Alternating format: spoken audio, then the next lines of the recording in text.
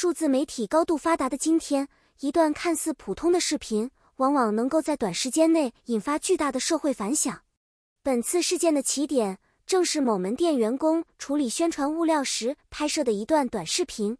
视频中，员工在剪裁印有代言人形象的立牌时，表现出轻浮、调侃甚至带有嘲讽意味的态度。这种画面在网络上被迅速传播后，立即触发了网友的强烈情绪反应。对于粉丝而言，这不仅是一次工作失误，更像是一种情感冒犯；对于普通消费者来说，则是对品牌专业度的质疑。在社交媒体算法的推动下，视频被不断推荐、转发、解读，使原本局限于某一家门店的问题，迅速升级为全国性话题。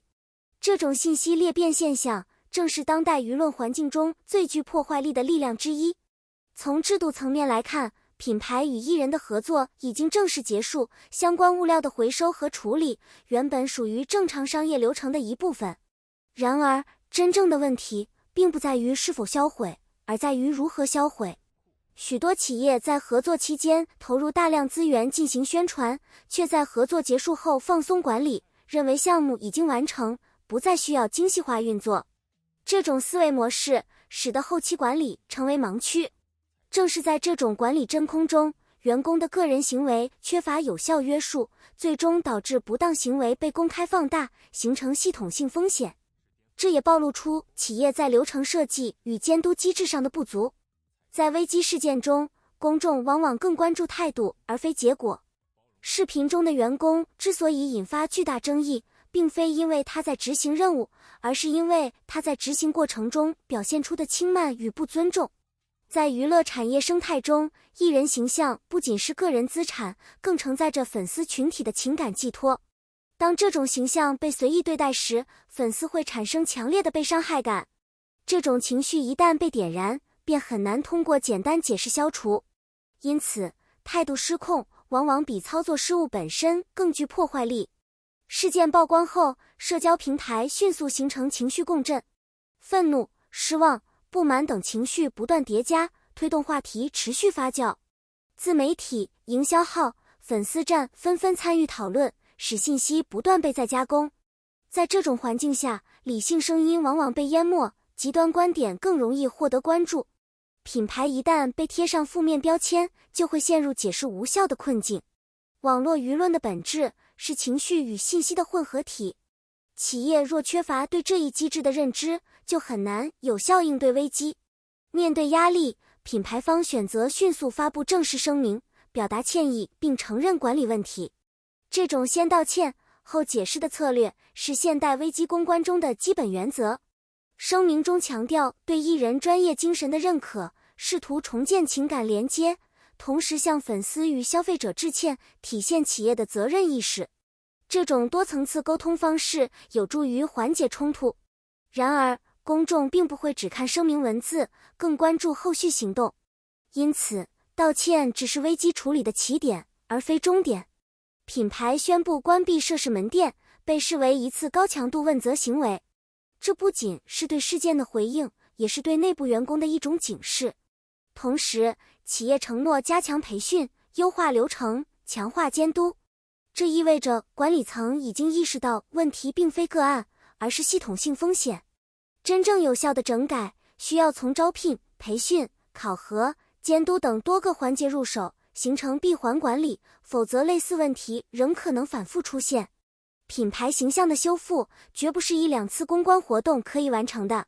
信任一旦受损，就需要长期稳定的行动去重建。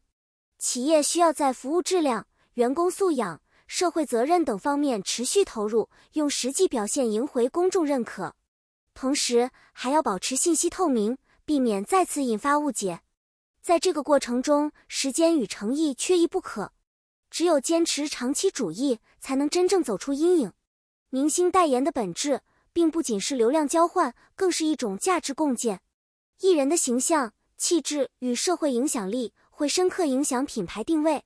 当品牌选择某位艺人时，也意味着接受其粉丝群体与公众形象。因此，即使合作结束，也应保持基本尊重。忽视这一逻辑，等同于否定过去的合作价值，也会损害未来的商业信誉。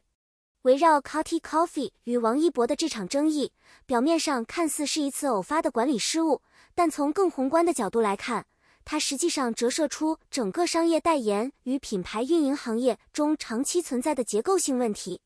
首先，当前许多企业在合作初期高度重视曝光热度、转化率，将绝大部分资源投入到签约、宣传和营销推广中，却在项目结束后迅速降温，甚至完全放松管理。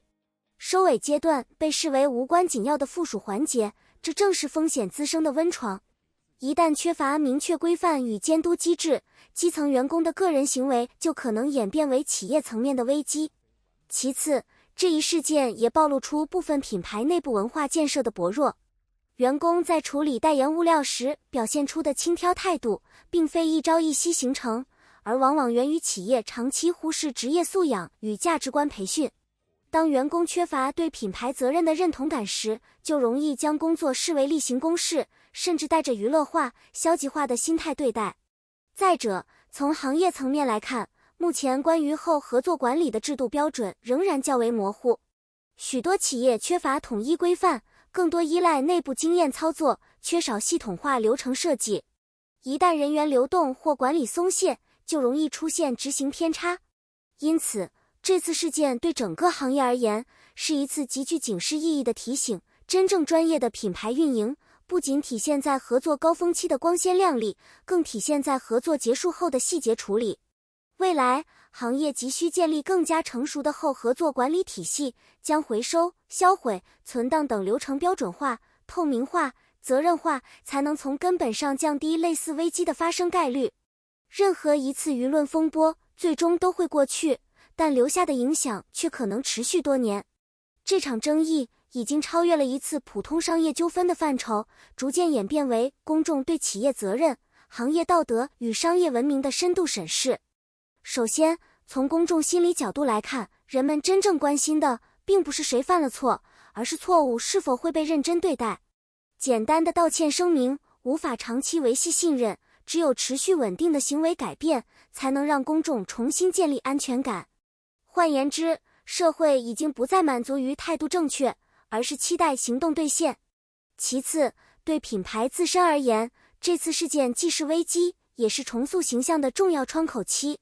如果企业能够将整改措施落到实处，在员工管理、流程建设、企业文化等方面持续优化，那么这场风波反而可能成为一次转型升级的契机。历史经验表明，许多成熟企业正是在一次次危机中完成蜕变。再从行业层面看，这起事件推动了公众对明星代言机制的再思考。代言不应只是短期流量合作，而应建立在长期尊重与价值共识之上。品牌与艺人之间不是用完即弃的关系，而是一种具有延续性的社会契约。更重要的是，这场讨论也反映出当代消费者意识的成熟。越来越多的人开始关注企业的道德底线、社会责任与文化态度，而不仅仅是产品本身。这种变化正在倒逼商业体系走向更加规范与理性的发展道路。未来，公众期待看到的不只是一次事件的平息，而是一套更成熟、更人性化、更具责任感的行业生态。当尊重成为共识，当专业成为底线，当责任成为常态，类似的争议才会真正减少，而品牌与社会之间的信任也才能走向更加稳固与长久的未来。